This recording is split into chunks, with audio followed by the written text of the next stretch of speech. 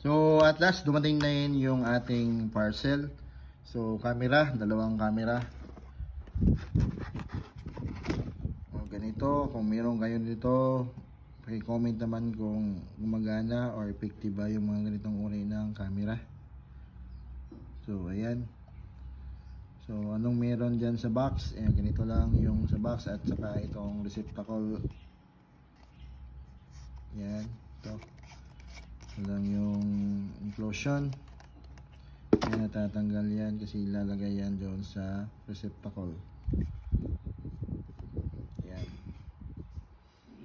So first time kong gumamit ng ganito, meron siyang micro na memory card. So hindi ko pa nasusubukan to. So kung natry nyo umorder ng ganito, paki-comment naman po.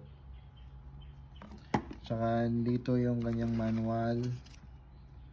So B380 Pro Smart Camera Pro or Product Manual. So ayan. At meron siyang mga wood screw tsaka torx. So yun lang. Tsaka ito receptacle. Yun lang yung laman ng Wi-Fi SmartNet camera and South Ocean. Okay, yan lang.